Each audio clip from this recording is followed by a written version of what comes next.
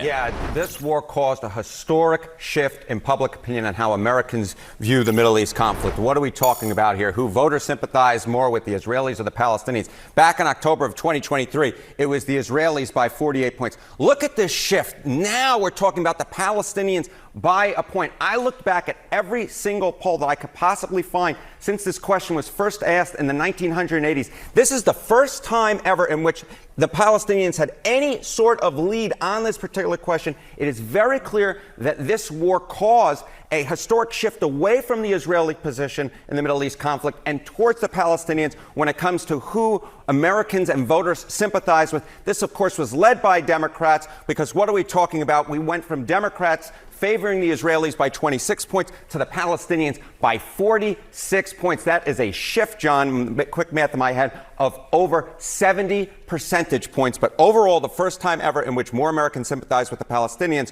over the Israelis. Truly a historic shift. It's a big shift overall, a big shift within the Democratic Party.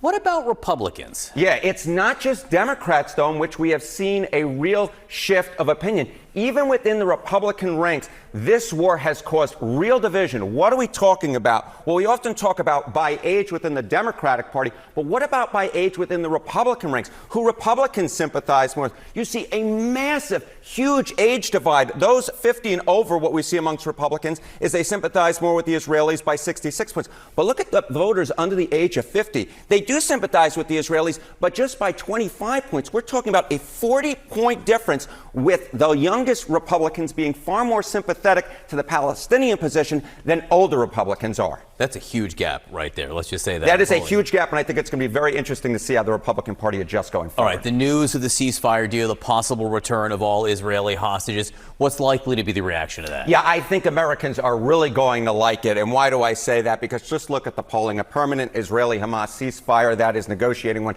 Highly important. That is extremely or very important, 51% of Americans. And then you see somewhat important, 31%. Over 80% of Americans said the idea of negotiating a ceasefire, a permanent one, was at least somewhat important. So the bottom line is I think a lot of Americans are really going to like this. They want this over. Harry, and really interesting numbers this morning. Thank you.